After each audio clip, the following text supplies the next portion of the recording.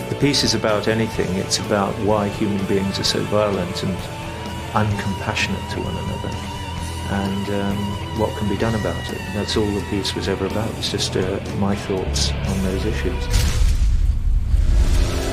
I mean, I don't fully agree with the concept of the wall. You know, to me, it's more a catalogue of complaints, and I don't want to blame everything in my life on everyone else in my life, not myself. I think it's too complaining myself. Well, The Wall has been called one of the most successful and most imaginative rock albums of the whole rock era, you know, the 60s, 70s and 80s, because it did combine not just a concept in terms of music and songs and lyrics, but also a visual concept as well. It lends itself to a much bigger, more experimental project. So The Wall kind of grew and grew, really, became a big monster out of control. The whole Wall experience does have to be viewed as a whole album, movie, stage show, but without doubt, if you want to take one of those in isolation, it has to be the stage show. Has to be.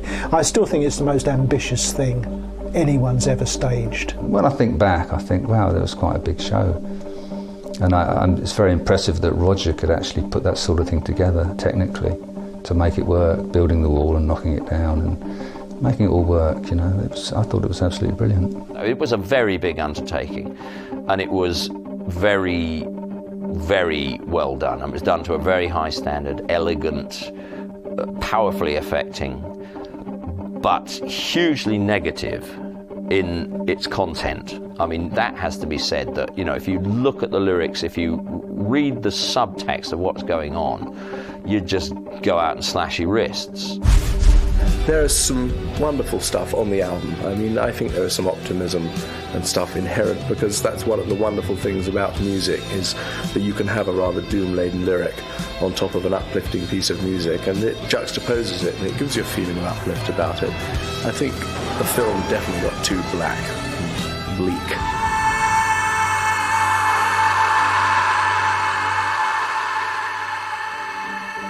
The subject matter for The Wall is downbeat, but who says that everything that we view has to be uplifting and light? The Wall asks many questions, and many of these questions need answers. It's a piece for everybody who's ever been hurt by anybody else, or anybody who's ever hurt anybody else, because the world is getting smaller and smaller day by day, and the time has come to start thinking more about how we can communicate and cooperate with one another in order to make everybody's life more palatable.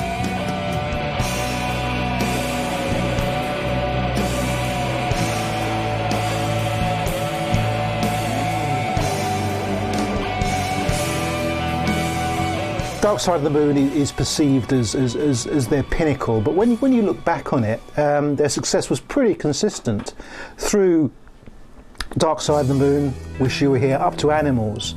It was just a progression of power, really, for that band. I think the only thing to bear in mind is obviously the growing influence of Roger Waters over those three albums. Dark Side of the Moon, we got together and started to, the band all in a room together, kind of vaguely improvising material.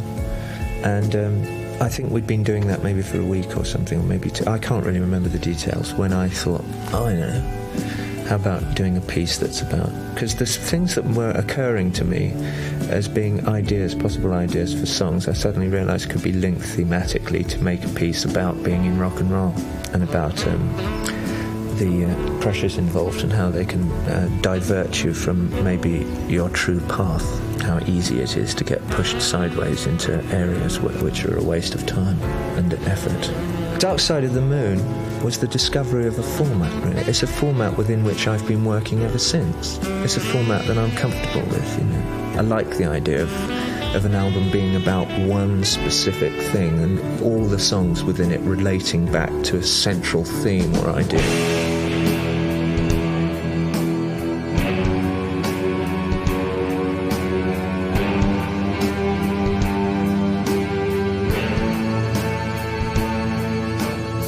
By the time you get to Animals, you know, that's really Waters' baby, you know, and that's when the general themes of the previous two albums get kind of cast to one side, and you get this massive George Orwellian vision, you know, and Waters really coming on strong as he did until he left Floyd, basically. With Animals, it created the basis for a very successful, huge American tour. But in a strange way, Animals also created quite a few problems for the band.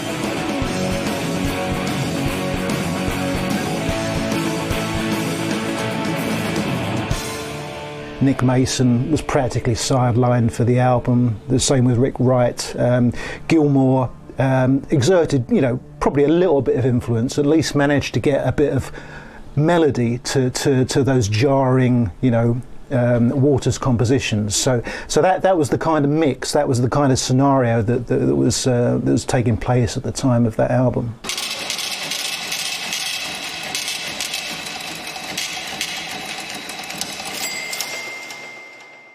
Pink Floyd seemed to be on top of the world, earning huge sums of money, but at the same time it appeared to be cascading out, much to their alarm, when they discovered later that people they'd entrusted with their savings had actually made poor judgment, and the investments really didn't work out too well. In fact, I understand they lost something in the region of £2 million, which today doesn't sound a lot, but in the 70s that was an awful lot of money.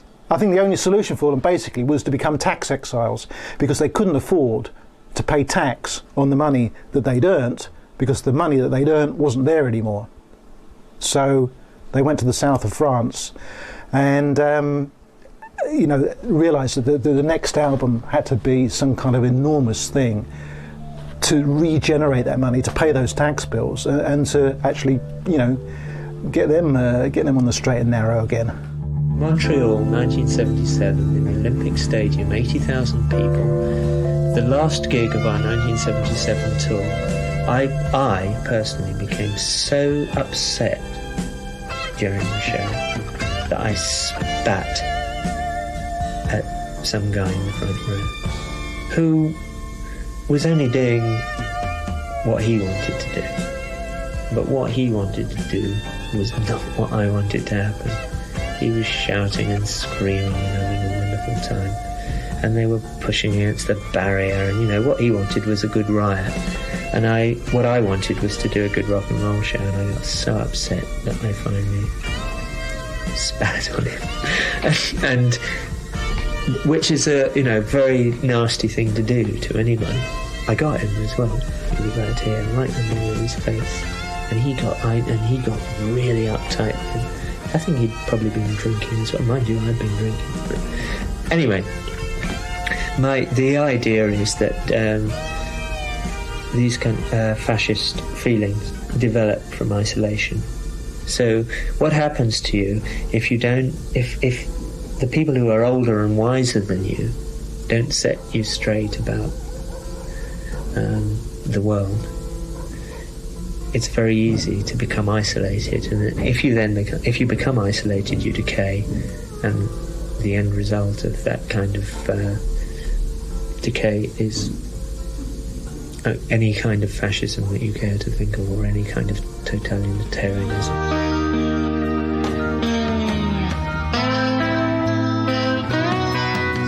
When Pink Floyd initially started out, they were used to respectful audiences sitting quietly, concentrating on their noodlings. But when Wish You Were Here and the subsequent albums broke really big, and they became an arena act, particularly in America, and they had all these Yanks whooping and hollering at them, I honestly think that upset Roger Waters to a large extent, because he actually described these arena gigs as Nuremberg rallies.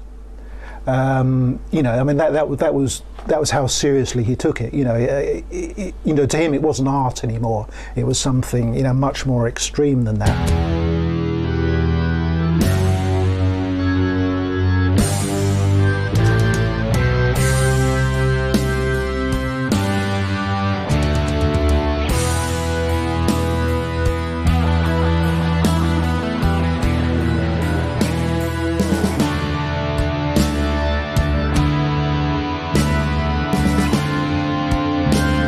There's a lot of negative energy coming from the Wall, because Roger Waters was really expressing all the things in his life that were bugging him during the 70s, reached a kind of personal breakdown point, really. So with the Wall, he was expressing all the bricks in the wall were all the things in his life that had upset him or made him the way he was. That was the thing that they played on. I think this was largely from Roger's sense of alienation. He was an uneasy pop star, I think it was fair to say, and he had sort of doubts about his role in some ways, none at all in others. But he would, he played on that in the Wall. I think that this was a very frustrating time in Roger's life, and he wasn't alone. I think it was frustrating for the rest of the band as well. They were trying to define their roles within the group and their roles individually in their own lives, and were wrestling with reconciling the role of rock star with their own individual view of their lives.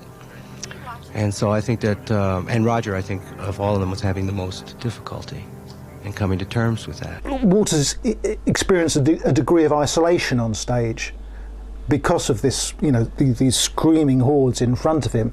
Up comes the barrier, he just can't cope with it. When I'd made the demos, just working on a multi-track tape recorder on my own, I made demos of The Wall and The Pros and Cons of Hitchhiking. And then I wrote all the lyrics out in books, sets of books, and then I went into the rest of the guys in the band, and played them the 2 tapes with books of words for them to follow. And at the end of that meeting, or at the end of that listening, I then said, right, I'm going to do one of these as a solo project, and I'm going to do one of them with a band. Which one do you want to do? And they chose The Wall. Roger came to us with 2 concepts, The Wall one and another one, and we liked The Wall one as being more interesting. It was not an easy demo to listen to, and a lot of the stuff got changed, thrown out, and new pieces put in. We started putting down the demo stuff for that in 78. Whatever you think of the lyrical message, certainly Dave Gilmour's guitar playing on it is tremendous throughout. It's very, I think it complements the whole idea of The Wall in a very kind of austere way. You hear this wonderfully paced and dramatic guitar playing from Gilmour. Some of the best playing he's done, I think, really. In between all the embittered lyrics. But his interpretation of The Wall, I think, really is a major part of the success of the album. I wrote Comfortably Numb when I was making my first solo album, in fact. I wrote the music and put a demo of it down when I was doing my first solo album, and it just came up. We needed something on the Wall album, and I had it sort of on the demo tape.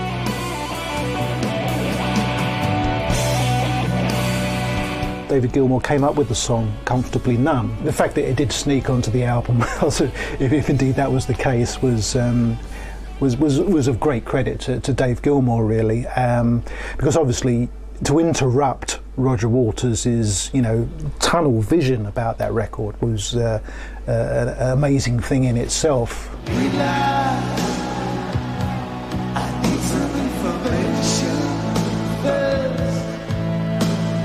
Just the basic facts. Can you show me where it hurts? There is no pain you are receiving. A distant ship's smoke on the horizon. After Bring the Boys Back Home, there's a new voice introduced at that point, and there's somebody knocking on the door and saying, come on, it's time to go. Right. So the idea, which obviously isn't expressed clearly enough, is that they're coming to get him to take him to the show because he's got to go and perform that night. And they come into the room and they've realised something's wrong, and so they actually physically bring the doctor in. And Comfortably Numb is about his confrontation with the doctor. He gives him an injection. In fact, it's very specific, that song. It says to cool him out and so that he can actually function, because they're not interested in any of these problems. All they're interested in is the fact that, there are however many thousand people there are and the tickets have been sold and the show must go on. The Wall, when you hear it now, it's striking how much better produced it was and recorded and engineered than the early albums, which sound quite rough and rough and ready now, 20 or 30 years later, but the wall still stands up today as a very polished piece of work. It was going to be a lot of hard work. It was a double album, and we wanted to get someone else in to help. And as Rick and Nick really didn't do any production, really, we decided to try and sort of clear it up, get another person in, and then if we all paid ourselves a little bit of money for production, then it actually would not cost me or Roger anything to be employing Bob Ezrin to come in and help. Basically worked out that Nick and Rick had to pay for Bob Ezrin. I could talk to Bob about the idea of the whole thing. He understood what the thing was about, so he was the one that I could speak to about what it was about. Nobody else had the slightest idea of what it was about, because it was quite complicated and the shape of it was changing a lot. And it's very important to have somebody who's, who you can talk to about. How can you have any pudding if you don't eat your meat? Each of us in our own lives goes through a progression of success and failure, and then sometimes alienation, and we have a lot of unanswered questions, and at a certain point we feel terribly unworthy, and we start to build walls around ourselves, and we have to go through periods of self-examination before we can tear them down and step out and live. So if you're going to do that, set it in a way that even the youngest Pink Floyd fans can, if not grasp, at least viscerally feel, identify with enough so that they get something out of it. We don't need no education.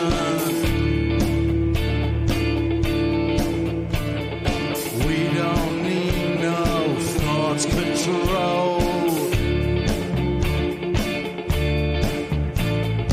Dark sarcasm in the classroom. All the songs are very sort of tightly constructed in a way. Another Brick in the Wall is a good example. There are strong melodies and tunes there that are memorable, and so in a strange kind of way it's almost like their greatest hits album, because you've got these much shorter, tighter pieces of writing, much more controlled. It's less of the very long, expansive Dark Side of the Moon sort of continuous saga. It gave them the chance to produce hit singles, which took everybody by surprise.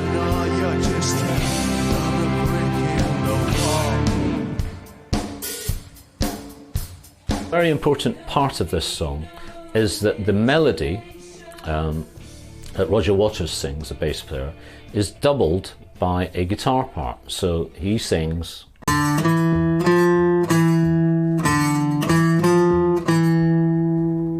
the guitar plays that part as well.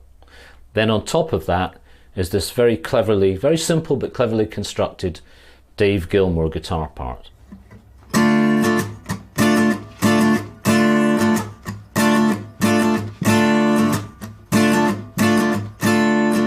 So that's the D minor chord, that's the first chord. Then he moves to G major, but he's moving into what's called the first position, and he plays this phrase.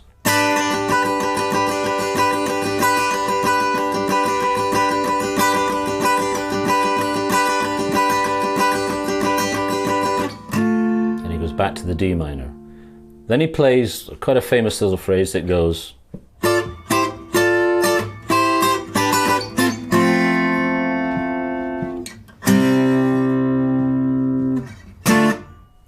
so that's a whole verse and a chorus of the song. It's not a particularly long song, although they do several versions of it during the album, The Wall. So that's essentially the song. It's really a blues song by its structure. Teachers leave them kids alone.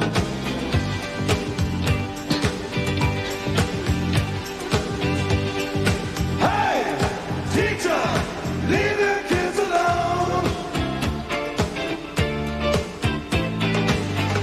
All in all, you're just another brick in the wall. There was that underlying disco-fied beat almost, which did enable it to cross over somewhat strangely. I don't really know if it's that detectable or discernible, but you know, it's an unusual musical path for the Floyd to take. And obviously, then you had the very memorable playground chant, "We don't need no education," which you know, I think it struck a chord with a load of disaffected teenagers who genuinely thought they didn't.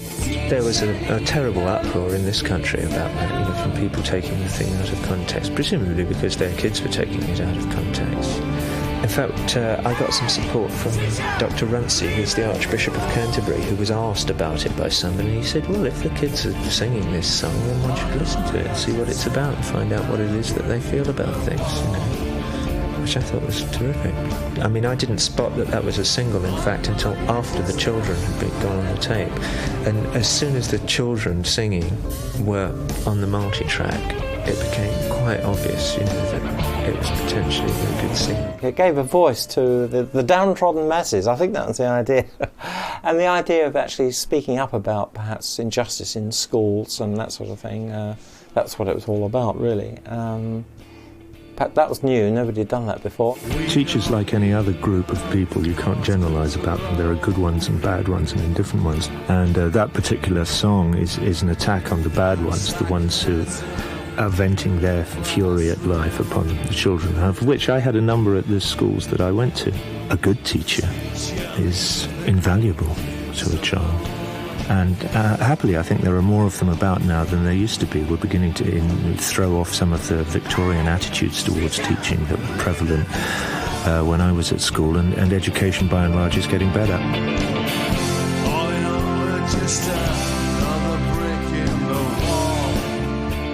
As far as the strength of the music is concerned with The Wall, obviously with tracks like Comfortably Numb and Another Brick in the Wall Part 2, you can't say it's anything but strong. I think the strange thing is that The Wall to me does sound a little bit like a soundtrack album. The Wall is probably the least of the music oriented albums of the Pink Floyd. It's the concept, and concept alone. Songs are there purely to support it. I think you felt, when you initially bought that album, you felt that it wasn't quite a whole in itself. It was an element, and you needed to bolt on the other bits and pieces to get the full Floyd experience. But maybe that was part of their plan. As I say, financially they wanted everybody to dip into this and dip into that, rather than just buy this album and stick it on your stereo and stay in your room for 6 months. CBS had bribed us to get it out for the Christmas sale in '79. We worked like mad to get that finished, and then we were straight into rehearsals for the show and putting the show together and getting that band together and doing that stuff, and then moving from one big place in Culver City, putting the show together, putting the big stuff together, and another rehearsal room somewhere else with the musicians in it, and I was working away with the musicians, and then we moved into the sports arena for God knows how long. How many weeks was it? I can't remember. It must have been 3 weeks or something. We were in the sports arena putting the music and the show together. God, it was unbelievable hard work trying to put all that together. We were down to the wire, really. I mean, we decided like 2 days before we opened that the lighting wasn't working right, the cues weren't happening, and we got a new lighting man in, literally, I think the day before we started the shows, and he had to learn the whole sort of 2-hour show. Certainly The Wall as a live spectacle was quite remarkable, really, and puzzling. People wondered what it was all about. I remember going to see the show at the Earl's Court in London and watching the slow process of building the brick wall, which goes on throughout the entire show, gradually laying this line of bricks, and you think, what are they doing? How's it all going to resolve? And of course, gradually the band disappear behind the huge barrier, and then the final moments, the whole lot is destroyed and smashed to pieces when Roger realises that maybe it's not a good idea, psychologically speaking, to have a mental barrier inside your head.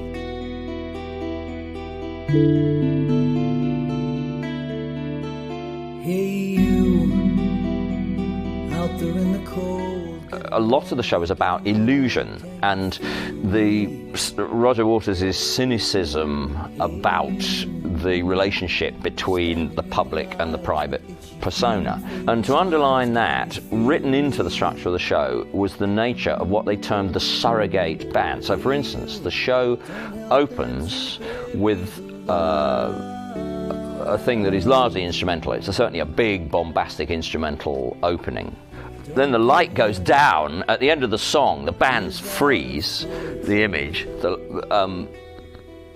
a Lancaster bomber or something flies over the head of the crowd. The lights come up on a stage that's higher than the stage that they've just seen Pink Floyd play the opening number, and there on the higher stage is Pink Floyd playing the second number. So it's like, hang on, you know, that was Pink Floyd down there. And that was the illusion that they constantly played on, and they used what they termed the surrogate band, which was myself, Andy Bown, Willie Wilson and Pete Wood, as the surrogates, and we were given latex masks and made to look exactly like Pink Floyd. Open your heart, I'm coming home.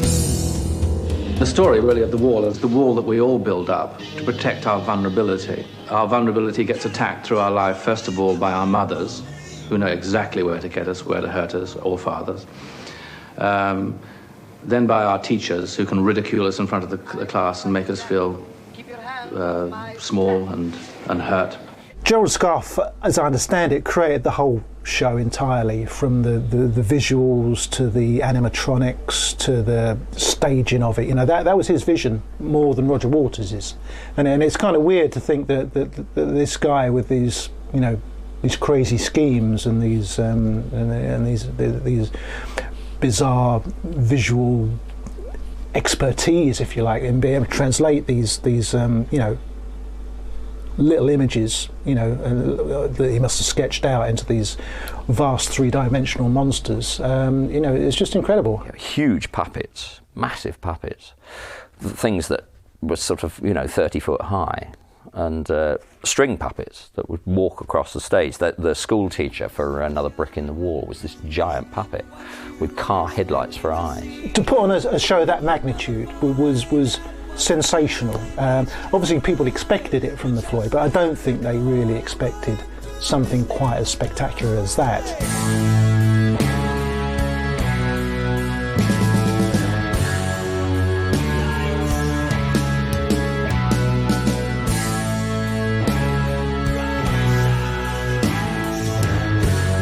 When we were in Germany, we stayed in Dusseldorf, but we played in Dortmund in a big sports arena called the Westfalenhalle. And one day we got the call at the hotel we were going to leave early because they were throwing a civic reception for us in Dortmund.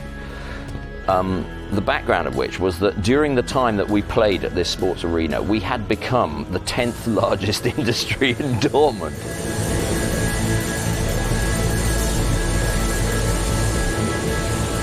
It's a big show, and the musicians are just one, you know, a few small cogs in a big machine. There's a lot more going on, and you just make sure you get your part right. Well, that's what I do. That's why the rest of it goes around, and I don't really think of it until afterwards. And when I think back, I think, wow, that was quite a big show. Every person in the band had their own roadie. You had a personal roadie. Phil Taylor obviously looked after Dave Gilmour because he's done it for years. And, you know, I had a personal guitar roadie. I mean, to the extent, these guys really knew instruments, and they really knew the show, to the extent that when Willie Wilson, the surrogate drummer, 45 minutes before the show, he's carted off in an ambulance. We don't know whether we're ever going to see him again. You know, nobody knew what was going on. And Roger sent for Clive, who was Willie's drum roadie, and he said, "Clive, could you go to wardrobe now, please?"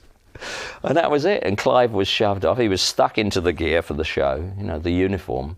And he went on and he played the show faultlessly. He played it absolutely without missing a beat.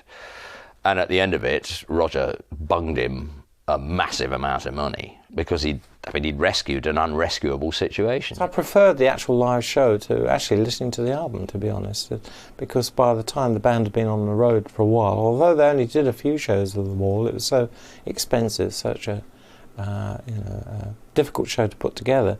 Any note that Pink Floyd could have played live was played live. I mean, that was the bottom line, basically.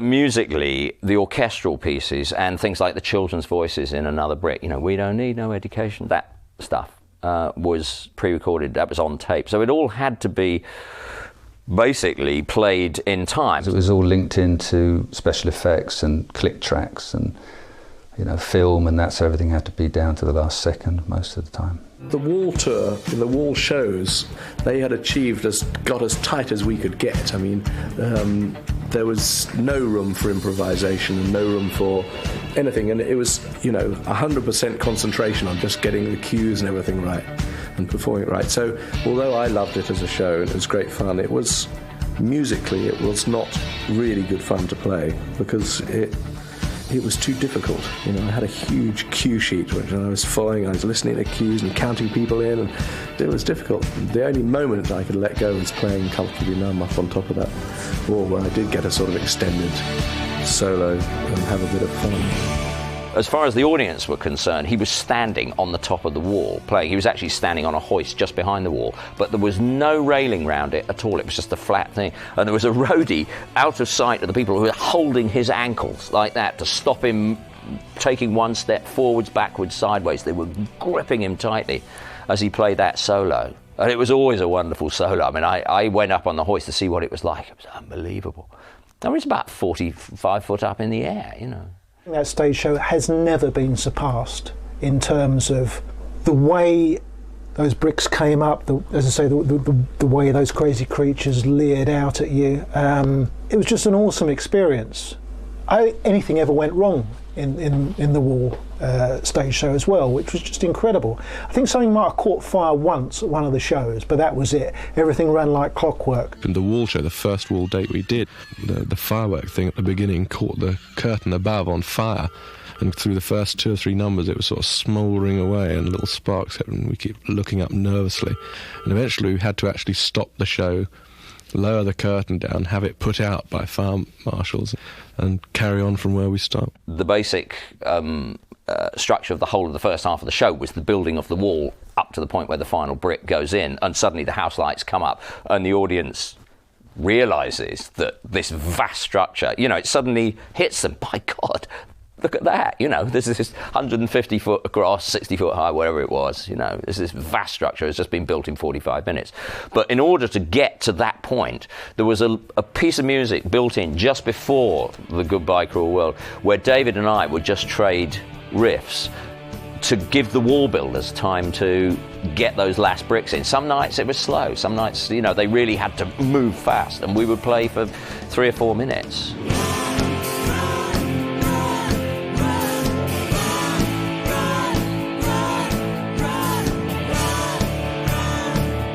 A strong aspect of the Wall experience, I suppose, is it has left us so many very powerful images. For example, the marching hammers, as a kind of fascist symbol, I suppose. The lower front stage was in front of the wall, so once the wall was built, and the second half, a lot of it was played behind the wall, but some with projection on the front of the wall, but some of it was played, the fascist rally bit, Run Like Hell, was played in front of the wall.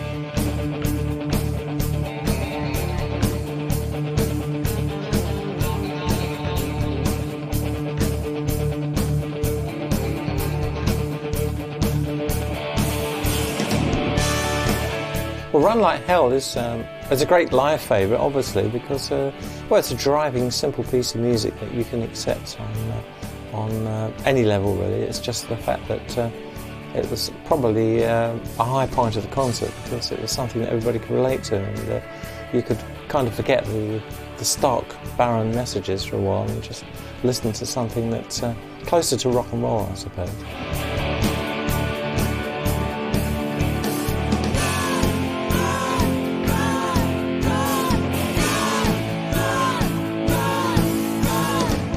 You get to a certain peak where you almost can't take anymore, and I think that is as much by the band's design as anything else.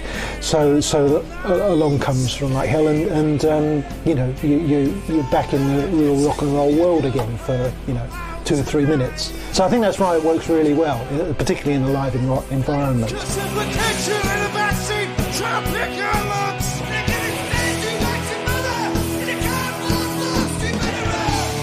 Once the wall is completed and it shatters, it created a great dramatic moment, one of the most memorable moments in kind of rock presentation, I think. When we got the tear down the wall section, I was standing inside a cage on stage behind the wall as the wall came down. And inside the cage with me were roadies who were holding the cage up as these bricks were hammering down on it. And I was playing the guitar riff for the Tear Down the Wall section. And it was unbelievable. And you would have a countdown on the monitors as to when the first bricks were going to come. Because if you didn't have that warning, you would just, you just stop playing. It was so frightening. It was unbelievably scary, some of it. An early version of The Wall, and in an early script for the Wall movie, I wrote a scene where a rock and roll audience were being destroyed with bombs. There's this view that I had at the time that when I was a bit confused after the Animals tour in 1977, that the more you hurt people at rock and roll shows in stadiums, the more they seemed to like it. The more of them there were, and the closer they were packed together. And I thought this was very bizarre.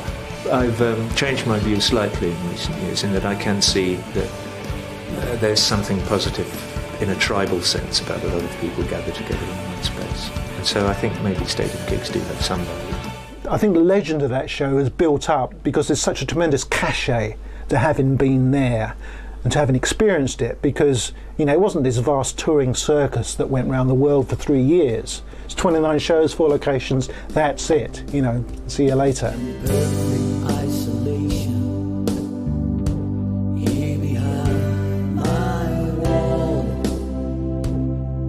And I knew that there were tensions in the band. Very interestingly, backstage at Earl's Court, there were 4 caravans in a sort of square, and 3 of them faced into the middle of the square. Rogers faced the other way. So he didn't socialise with us. He never came to the bar in Dusseldorf. The other 3 were always there after the gig, a few scoops, chats, and whether it was going well and what could be better, and those things that anybody would talk about after a gig, but you never saw Roger. I remember the last big battle was about the mixing of the tune Comfortably Numb on The Wall. And there was a big battle about that, about which backing track to use. There were 2 different drum tracks, and there was a huge battle about that, and eventually there was a compromise was arrived at where one backing track went for 2 verses and then another. So that was really nothing much. It was the last time that lineup almost was together. They did an album after that called The Final Cut, which I think Rogers was on, but I'm not sure whether he toured with them when they did it. I think he might have dropped out by then. But it was very much its swan song. I mean, the thing was sort of corroding, really. Because the acrimony between the Pink Floyd members, which nobody really knew too much about when the album was being put together, because that is now part of public domain, and because all the court battles between Roger and the other 3, are very well known. I think Roger has got this image now of being, this slightly irksome geezer. I was never quite sure about Roger because I'd been warned not to take it seriously if Roger got on one, He was volatile, and he certainly did shout at people, But he never really voiced any criticism of me at all, and we talked quite comfortably. There was one time, I think it was on the afternoon run-through in Dortmund, I'd never played a place that big, not really, and I was using their amps, not mine. I remember sort of turning the amp up and taking a solo. I remember Roger coming over and saying, Andy, we're trying to entertain them, not kill them. It's like, turn it down, But I thought, heck, I've got this huge amp, I shall turn it up, it's rock and roll. But that's not how they work, because it all goes through the PA. It's not, Black Sabbath or Motorhead, you know what I mean? I mean, they don't play like that.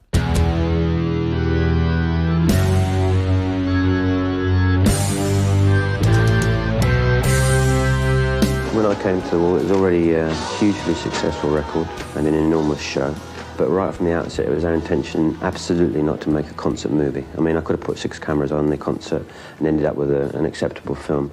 But we wanted it to be totally cinematic, a film in its own right. Alan Parker was going to shoot a concert movie, and there were going to be dramatic highlights cut in with the story that became ultimately the story of the entire movie, the thing with Geldof and, the no eyebrows character, and Pink, who was just a big rag doll in our show. And then they just jettisoned the notion of the concert at all. But they filmed every night at Earl's Court for 5 nights, multi-camera shoot. I mean, people everywhere. Well, some people have called The Wall, the movie, which came out in 1982, directed by Alan Parker, one huge clip. In other words, lots of repetition and not really focused as a movie. Difficult task, though, to grab an idea like The Wall and turn it into a big visual entity. Roger just isn't the writer in the normal sense. He's not only just he's written a screenplay, it is based on his life. And of course, the original inspiration is the music. It's our main narrative energy, and it was the beginnings of everything that we aspired to do because it was the original work of art. Very difficult to translate rock ideas into movies. How strong is the original idea? A film tends to expose weaknesses in a storyline, for example.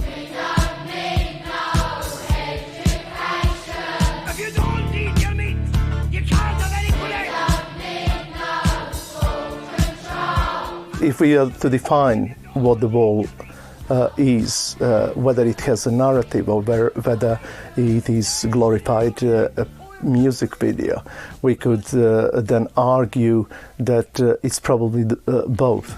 It's about a rock and roll star in a hotel room reviewing his past life and all the people who've hurt him. And he sits there and goes gradually crazy. Well, I think in a way it was a good idea to get Bob Geldof to play Pink in the film. I mean, who else could they have got? Somebody else would have been too recognisable. A Mick Jagger or a David Bowie would have been, well, it's Mick Jagger or David Bowie. Hard for them to play somebody else. But Geldof wasn't quite such an iconic star in that sense.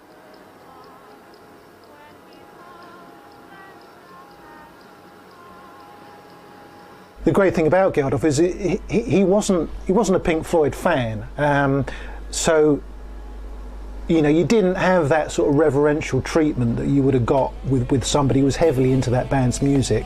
He was asked if he wanted to do it, and he said, no, I can't stand Pink Floyd. I think the album's rubbish, and I don't want anything to do with it at all. But his manager managed to persuade him. I know this story to be true because they discussed it in a cab on the way to an airport when they were going to do some gigs with the Boomtown Rats in Europe. And Bob was ranting and raving about how awful he thought The Wall was and everything else. And the reason I know this was because the cab driver was my brother. I think that Bob Geldof does a reasonably good job in The Wall. Part of that reason is that he's not saying many lines. There is almost non-existent dialogue in that film, and what he does appropriately.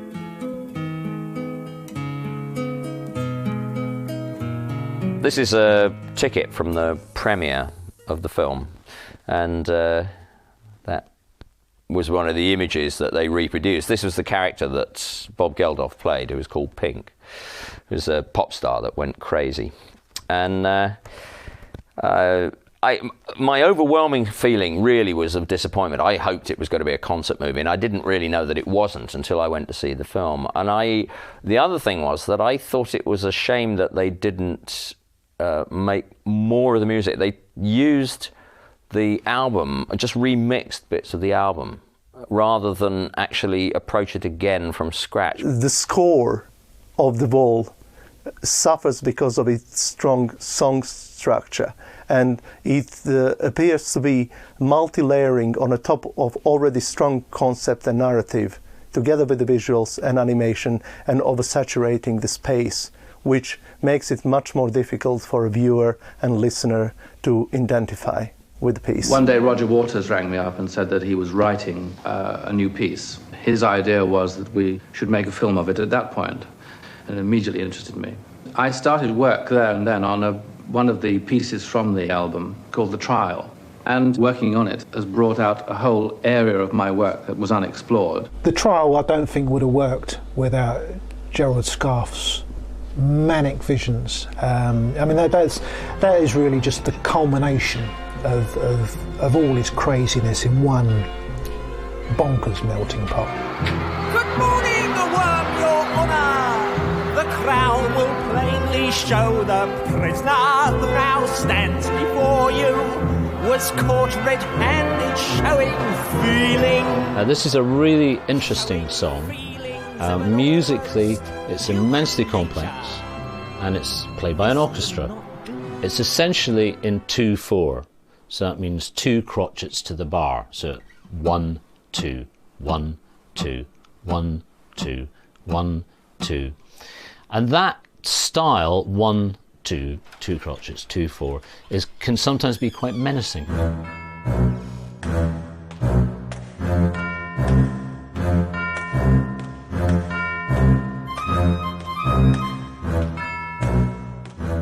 So that's the first thing. And what's going on top, musically, is deliberately discordant in places to create angst, to create tension. So for instance, while this is going on, you've also got an F chord against it. You've got an F sharp chord against it. There's huge tension there. You've got a G against it, even more tension. But it's not necessarily played in the order I've just played it as well. So you'll get...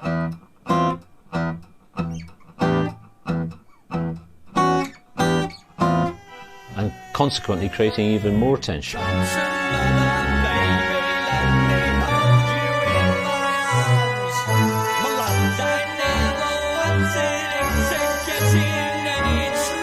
The Scarfe's animation for the wall could exist on its own. It succeeds on its own right. Whether it sits well with the rest of a narrative and a film imagery, that's a different question. And it often appears, if you ask audiences what do they remember from the wall, then Scarfe's animation and music are first 2 answers that you will get.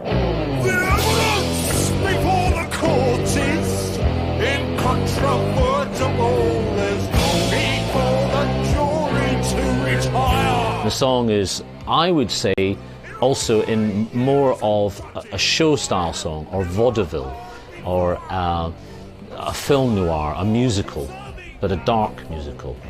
And it's really, really, it's a clever piece of music. Suffer your exquisite white mother fills me. What Scarfe did was interpret the images so well with the music that you know, one without the other is much, much weaker. I sentence you to be exposed before your peers. Tear down the wall! When the Pink, the character played by Bob Geldof, finally put himself on trial, he realizes that himself, as the creator of the wall, is the part of a problem as well. Blaming the rest of the world, that of his father in a war, his overprotective mother, his audience, everybody but himself, his betraying wife, was something that created the wall and finally made this total and final division between him, reality, and the rest of the world. And he finally decides to break it down. And the end of the film is quite enigmatic. Wall is finally broken.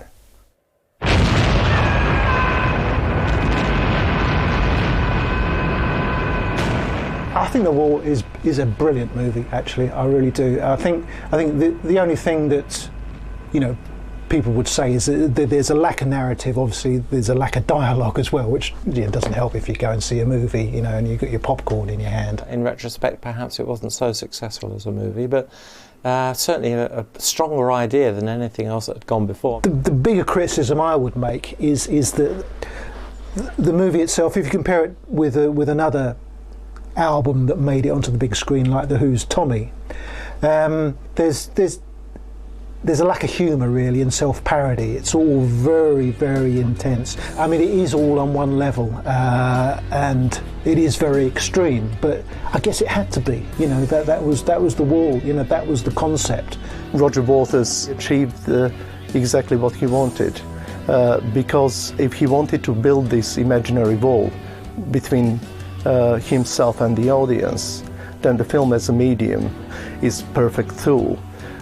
Audience and performers are finally separated.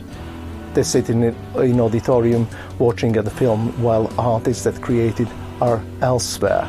You know, obviously the film was expensive to make, the stage show was really, really expensive to put on. But at the end of the day, whatever financial gambit they had, and they were in serious trouble financially, you know, it definitely paid off.